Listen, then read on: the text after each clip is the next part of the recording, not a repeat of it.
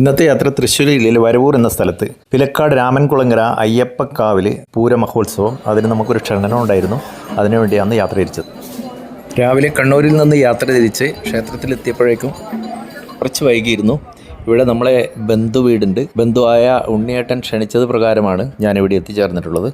കൂടാതെ നമ്മുടെ കുടുംബക്ഷേത്രവും ഇതിന് അടുത്ത് തന്നെയായിട്ടുണ്ട്. നമ്മുടെ തറവാട് വരവൂർ എന്ന പ്രദേശത്താണ്. അയ്യപ്പൻകാവ് ക്ഷേത്രം വളരെ ചെറിയൊരു ക്ഷേത്രമാണ്. പക്ഷേ തൃശ്ശൂരുകാരുടെ പൂരം എന്ന് പറഞ്ഞു കഴിഞ്ഞാൽ ഒരു അസാധ്യ സംഭവമാണ്. നമ്മുടെ നാട്ടിലൊന്നും കാണാത്ത ഒരു സംഭവമാണ് ഇവിടുത്തെ പൂരമഹോത്സവം. 13 ആനകളെ അണിനിരത്തി ജവാദ്യത്തോടു കൂടിയുള്ള പൂരാഘോഷം അതിഗംഭീരമായിരുന്നു. കേരളത്തിൽ തന്നെ ഏറ്റവും തലയെടുപ്പുള്ള ഗജവീരനായ പാമ്പാടി രാജനാണ് അയ്യപ്പൻ്റെ തടമ്പ് എഴുന്നള്ളിച്ച് നിൽക്കുന്നത്. നമ്മൾ വരുമ്പോഴുള്ള കാഴ്ചയാണിത്. അയ്യപ്പൻ്റെ തടമ്പഴിഞ്ഞ് ക്ഷേത്രമുറ്റത്ത് നിൽക്കുന്ന ഗജവീരനാണ് പാമ്പാടി രാജൻ. ഏകദേശം 1 മീറ്ററിലധികം നീളത്തിലുള്ള തുമ്പിക്കൈ നിലത്ത് എഴിഞ്ഞു നിൽക്കുന്ന ഗജവീരനാണ്. കേരളത്തിലെ ഏറ്റവും കൂടുതൽ തലയെടുപ്പുള്ള ഒരു ഗജവീരനാണ് പാമ്പാടി രാജൻ. ഗജവീരന്മാരെ മുഴുവനായി ക്ഷേത്രമുറ്റത്ത് നിർത്താൻ സ്ഥലമില്ലാത്തതിനാൽ മറ്റ് 4 ഗജവീരന്മാർ അരയാലിൻ്റെ മുന്നിലായിട്ടാണ് നിൽക്കുന്നത്. അതിൽ മീനാട്ട് വിനായകൻ, തിരുവാണിക്കാവ് രാജഗോപാലൻ, പുല്ലാട്ട് ബ്രഹ്മദത്തൻ, കീഴൂട്ട് വിശ്വനാഥൻ എന്നിവരാണ് മറ്റ് 4 ഗജവീരന്മാർ. എന്നെ ഈ ക്ഷേത്രോത്സവത്തിന് പങ്കെടുക്കാൻ ക്ഷണിച്ച ഉണ്ണിയേട്ടൻ ഇവിടെ ക്ഷേത്ര കമ്മിറ്റിയുടെ യൂണിഫോമെല്ലാം അണിഞ്ഞ് ഇവിടെ തന്നെ ഉണ്ട്. അപ്പോൾ ഉണ്ണിയേട്ടൻ നമ്മളെ മുമ്പ് തന്നെ ഉണ്ട്. ഉണ്ണിയേട്ടൻ എന്നെ കണ്ടിട്ടില്ല. അപ്പം ഉണ്ണിയേട്ടനെ ഞാൻ വിളിക്കുവാണ്. നമ്മുടെ പാമ്പാടി രാജൻ്റെ തലയെടുപ്പോടുകൂടി നിൽക്കുന്ന പൂരാഘോഷം വിജയിപ്പിക്കാൻ വേണ്ടി പ്രയത്നിക്കുന്ന പൂരാഘോഷ കമ്മിറ്റിയുടെ മെയിൻ മെമ്പറായ ഉണ്ണിയേട്ടൻ നമ്മൾ സ്വാഗതം ചെയ്യുകയാണ്. ഉണ്ണിയേട്ടൻ്റെ അടുത്ത് തന്നെ നമ്മൾ രാമകൃഷ്ണേട്ടനും നിലയുറപ്പിച്ചിട്ടുണ്ട്. നമ്മൾ രാമകൃഷ്ണേട്ടനും ഉണ്ണിയേട്ടൻ്റെ അടുത്ത് വന്ന് വിശേഷങ്ങൾ പങ്കുവെക്കുകയാണ്. പാമ്പാടി രാജൻ്റെ തുമ്പിക്കൈ കണ്ടോ? ഏകദേശം 1 മീറ്ററിൽ കൂടുതലധികം നിലത്തഴിഞ്ഞ് നിൽക്കുന്ന തുമ്പിക്കൈയുള്ള വേറൊരു ഗജവീരൻ കേരളത്തിലുണ്ടോ എന്ന് തന്നെയാണ് സംശയം. പാമ്പാടി രാജനാണ് അയ്യപ്പൻ്റെ തടമ്പെഴുന്നള്ളിച്ച് ക്ഷേത്രമുറ്റത്ത് നിൽക്കുന്നത്. ദേവസ്വം കമ്മിറ്റിയുടെ ക്ഷേത്രഗോപുരമാണിത്. ആനച്ചമയ പ്രദർശനത്തിന് കവാടത്തിന് സ്ഥാപിച്ചിരിക്കുന്നതാണിത്. ഇന്നലെയായിരുന്നു ആനച്ചമയം, കഴിഞ്ഞുപോയി. നമ്മൾ വരാൻ താമസിച്ചതുകൊണ്ട് ആനച്ചമയം കാണാൻ കഴിഞ്ഞില്ല. ആനച്ചമയം പ്രദർശിപ്പിച്ചിരുന്ന സ്ഥലമാണ് ഈ കാണുന്നത്.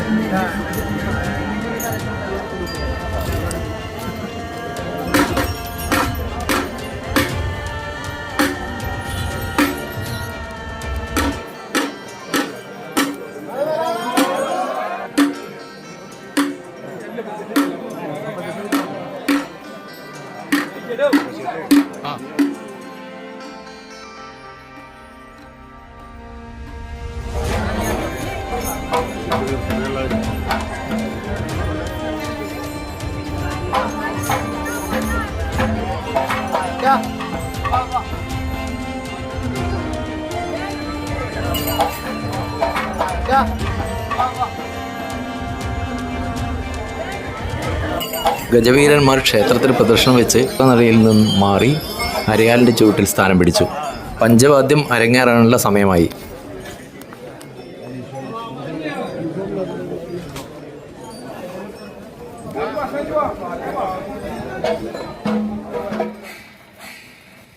വലിയൊരു കുളക്കരയിലായി സ്ഥിതി ചെയ്യുന്ന ചെറിയൊരു ക്ഷേത്രമാണ് പിലക്കാട് രാമൻകുളങ്ങര അയ്യപ്പ ക്ഷേത്രം. മറ്റൊരു ദേശക്കാരുടെ 5 ആനയും വേറൊരു ദേശക്കാരുടെ 3 ആനയും ഇനി ക്ഷേത്രസന്നിധിയിൽ എത്തിച്ചേരാനുണ്ട്. കാലത്ത് അഭിഷേകവും പൂജയും കഴിഞ്ഞ് ഉച്ച 1 മണിയോടുകൂടിയാണ് പഞ്ചവാദ്യത്തോടുകൂടി 5 ഗജവീരന്മാരുടെ അകമ്പടിയോടുകൂടി എഴുന്നള്ളിപ്പ് നടത്തുക.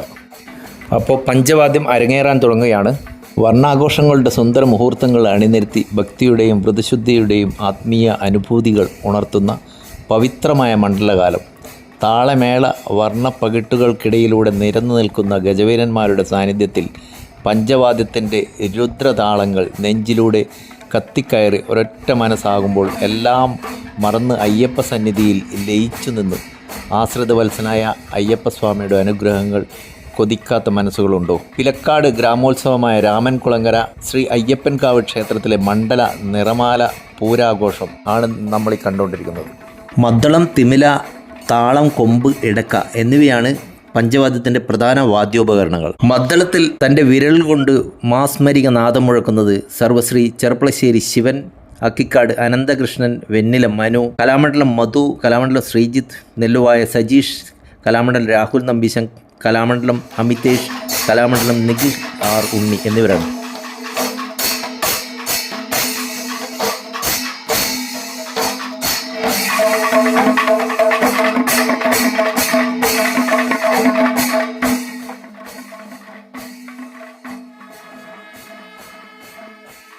കൊമ്പുകൾ ആകാശത്തിലേക്ക് ഉയർത്തിപ്പിടിച്ച് ശബ്ദത്തിൻ്റെ മാസ്മരിക ലോകത്തിൽ നമ്മളെ എത്തിക്കുന്നത് സർവശ്രീ മച്ചാട് മണികണ്ഠൻ, മച്ചാട് ഹരി, മച്ചാട് പത്മകുമാർ, വരവൂർ രാജൻ, മച്ചാട് സുരേഷ്, മച്ചാട് വിമൽ, മച്ചാട് രാജേഷ്, പള്ളിക്കര സന്തോഷ്, പെരുവനം വിനു, എളനാട് വിനോദ്, ചേർപ്പ് ശങ്കരൻ, ഗുരുവായൂർ വിഷ്ണു, ദേശമംഗലം വിഷ്ണു എന്നിവരാണ്.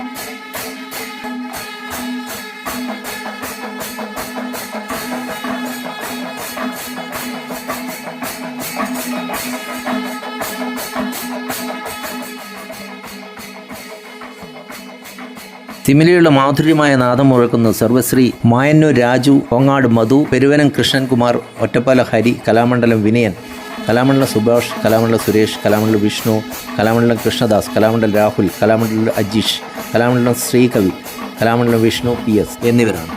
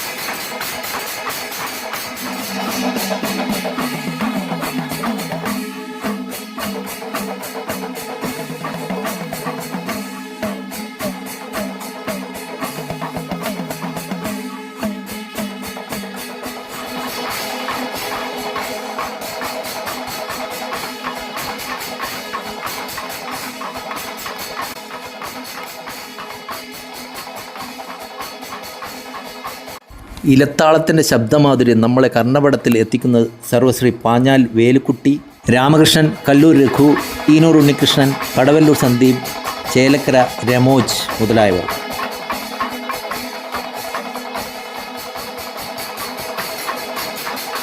ഇടക്കയിൽ നാദം മുഴക്കുന്നത് സർവശ്രീ തിരുവില്ലാമല ജയൻ, പെരുവനം വിരുമാരാർ എന്നിവരാണ്.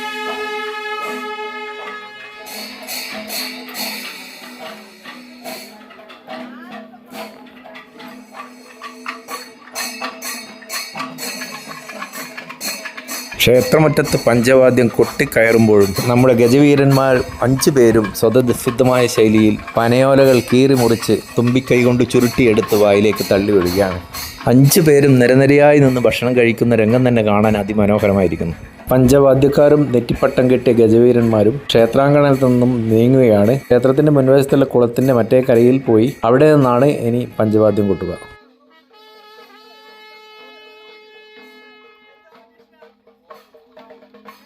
ഉണ്ണിയേട്ടൻ്റെ സംഘത്തെ ലീഡ് ചെയ്ത് കൊണ്ടുപോവുകയാണ്.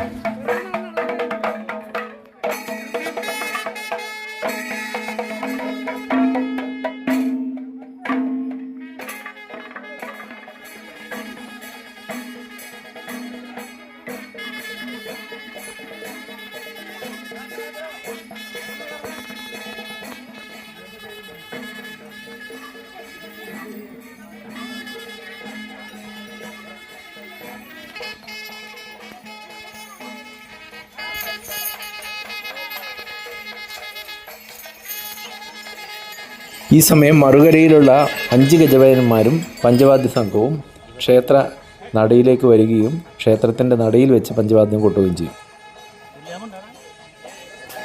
ദേവസ്വം കമ്മിറ്റിയുടെ ഗജവീരന്മാരും പഞ്ചവാദ്യ സംഘവും ക്ഷേത്രക്കുളത്തിൻ്റെ മറുകരയിലൂടെ നടന്നു നീങ്ങുന്നതാണ് ഇതുവരെ നിന്ന് കാണുന്ന കാഴ്ച. എത്ര മനോഹരമായ കാഴ്ചയാണെന്ന് നോക്കൂ. നെറ്റിപ്പട്ടം കെട്ടി 5 ഗജവീരന്മാർ വരിവരിയായി മുമ്പിൽ പഞ്ചവാദ്യ സംഘവും അതിമനോഹരമായ കാഴ്ചയാണ്. ക്ഷേത്രത്തിൻ്റെ തെക്ക് കിഴക്ക് ഭാഗത്തായിട്ടുള്ള ഒരു അരയാലിൻ്റെ ചുവട്ടിലാണ് ആദ്യം കൊട്ടിയ സംഘവും ആനയും പോയിരിക്കുന്നത്.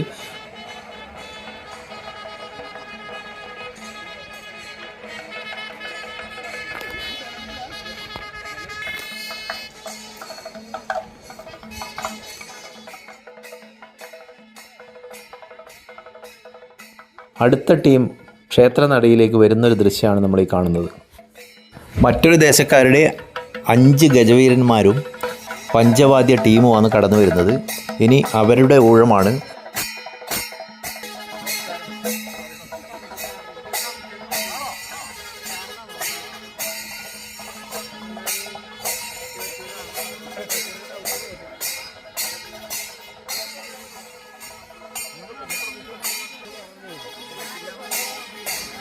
നെറ്റിപ്പട്ടം കെട്ടി 5 ഗജവീരന്മാർ മന്ദം മന്ദം നടന്നു വരുന്നത് കാണാൻ തന്നെ അതിമനോഹരമായിരിക്കുന്നു. തൃശ്ശൂർ ജില്ലയുടെ ഗ്രാമീണ ഭംഗിയിൽ പിലക്കാട് രാമൻകുളങ്ങര അയ്യപ്പ ക്ഷേത്രത്തിൽ നടക്കുന്ന പൂരമഹോത്സവത്തിൻ്റെ ദൃശ്യമാണ് നമ്മൾ ഈ കാണുന്നത്.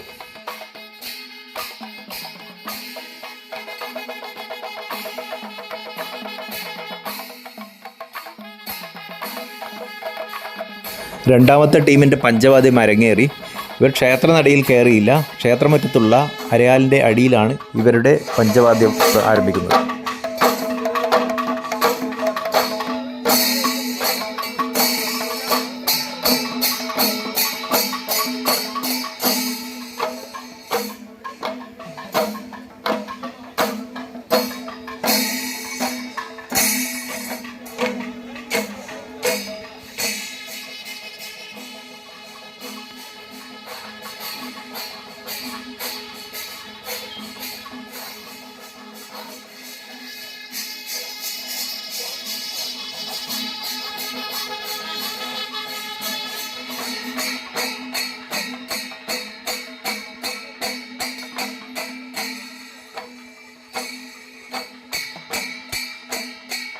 അരയാലിൻ്റെ മുന്നിൽ ഗജവീരന്മാരെ നിർത്തി അവരുടെ മുന്നിൽ വെച്ചാണ് പഞ്ചവാദ്യം കൂട്ടുന്നത്.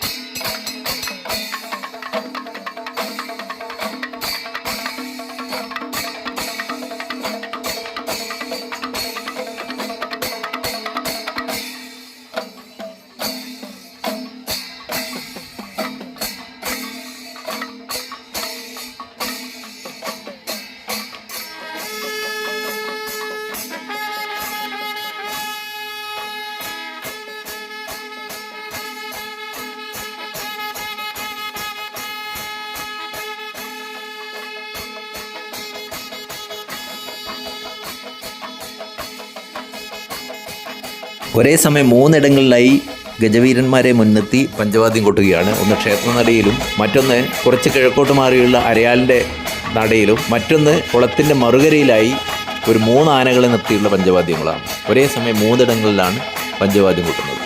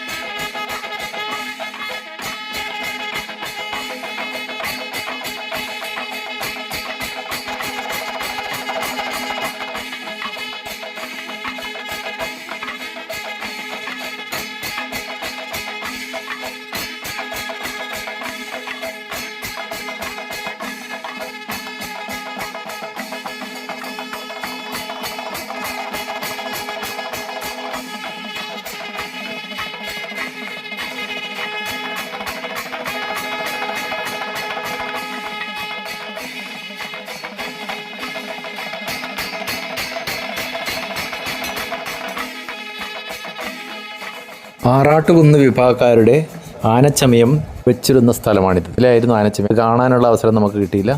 അതിൻ്റെ ശേഷിപ്പുകളാണ് ഇവ.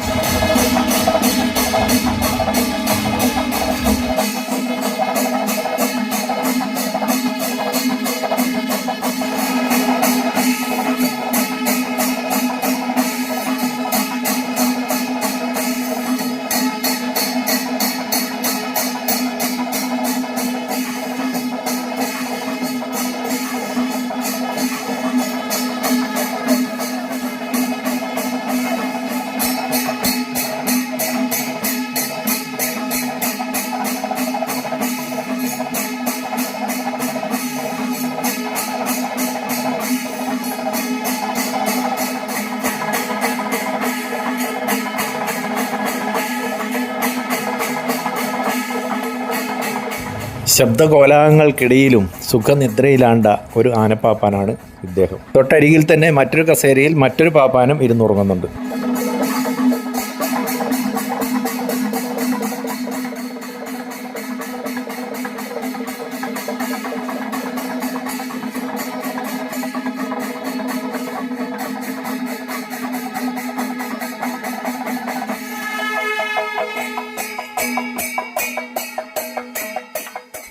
മേളത്തിൻ്റെ ലഹരി ആസ്വദിച്ചുകൊണ്ട് തൊട്ടരികിലായി നമ്മുടെ രാമകൃഷ്ണേട്ടനും നിൽക്കുന്നു.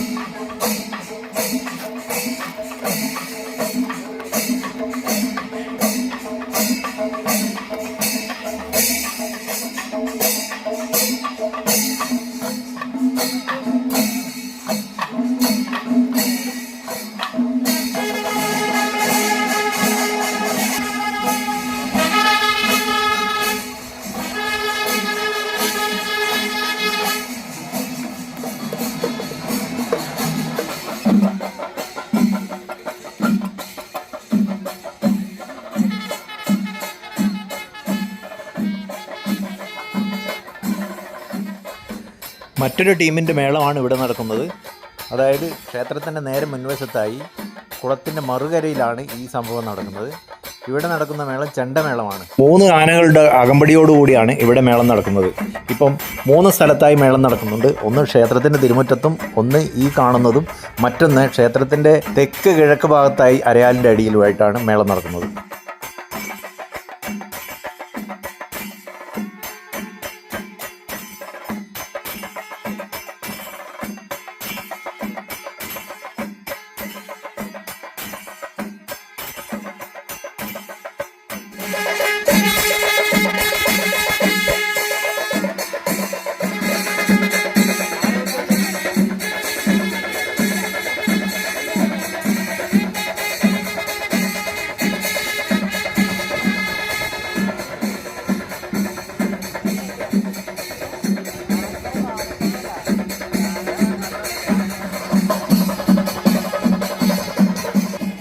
ഇതുമാതിരിയുള്ള ക്ഷേത്രഗോപുരം ആർട്ടിഫിഷ്യലായിട്ട് ഉണ്ടാക്കിയതാണ്. ഒന്ന് വയലിലും ഒന്ന് ക്ഷേത്രത്തിൻ്റെ വലതുവശത്തായിട്ടും ഉണ്ടാക്കി വെച്ചിട്ടുണ്ട്. ഇനി ഇവിടെ ഇതിന് മുന്നിൽ വെച്ചിട്ടാണ് മേളം നടക്കുക. ഈ കാണുന്നത് വൈകുന്നേരത്തെ പരിപാടിക്ക് വേണ്ടിയിട്ട് വൈകുന്നേരം ഗാനമേളയും കൂടാതെ ഡാൻസ് പ്രോഗ്രാം എല്ലാം ഇവിടെ അരങ്ങേറുന്നുണ്ട്. 8 മണിക്ക് ശേഷമാണ് ഈ പരിപാടികളെല്ലാം അരങ്ങേറുക.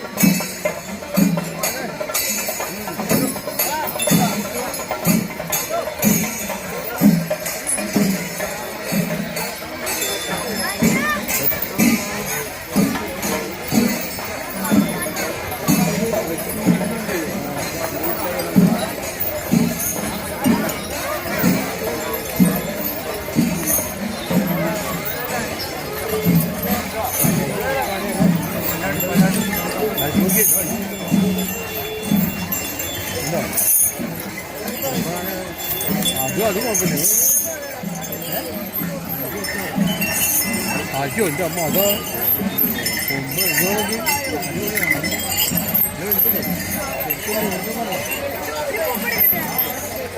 കൂപ്പൺ അത് കൊടുത്തില്ല.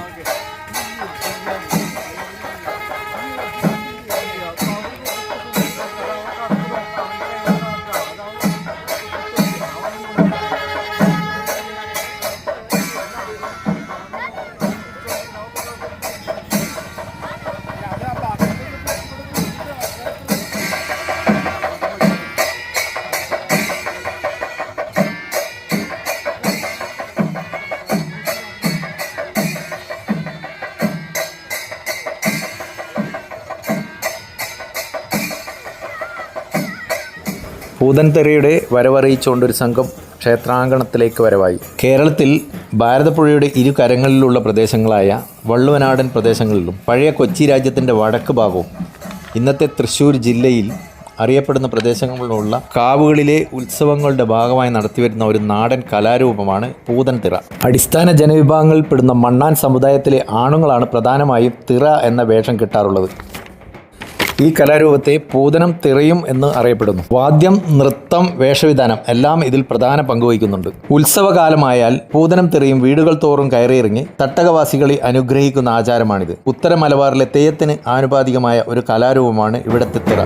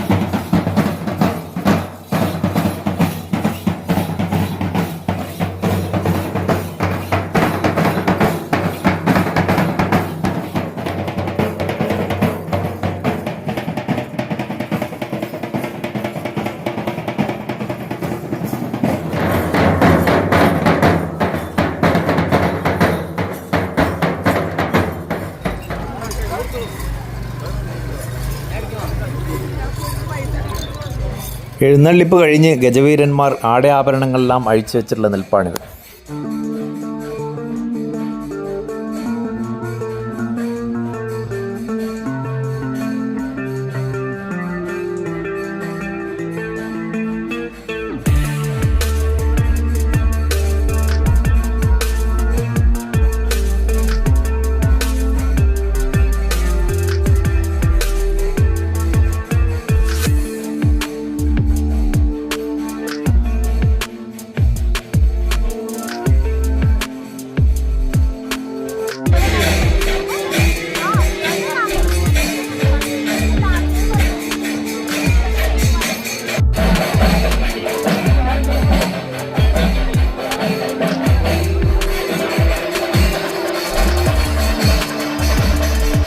നമ്മുടെ കുടുംബാംഗങ്ങളായ രാമകൃഷ്ണൻ ഭാര്യയും ഉണ്ണിയേട്ടൻ്റെ ഭാര്യയായ ശ്രീദേവി ചേച്ചിയാണ് ഈ നിൽക്കുന്നത്. ഇവരാണ് നമ്മളെ ഉത്സവത്തിന് വേണ്ടി ഇങ്ങോട്ടേക്ക് ക്ഷണിച്ചത്. അത് പ്രകാരമാണ് ഞാനിവിടെ എത്തിച്ചേർന്നത്. ഉച്ചഭക്ഷണം ശ്രീദേവി ചേച്ചിയുടെ വീട്ടിൽ നിന്നായിരുന്നു. ഞാനും രാമകൃഷ്ണൻ ഭാര്യയും അവിടെ നിന്നാണ് ഭക്ഷണം കഴിച്ച ശേഷം വന്നതിന് ശേഷമാണ് ഈ കാഴ്ചകളെല്ലാം കാണുന്നത്. അപ്പോൾ നമുക്ക് മടങ്ങാൻ സമയമായി. വൈകിട്ട് 6 മണിയായി. നമ്മളിവിടുന്ന് മടങ്ങുകയാണ്.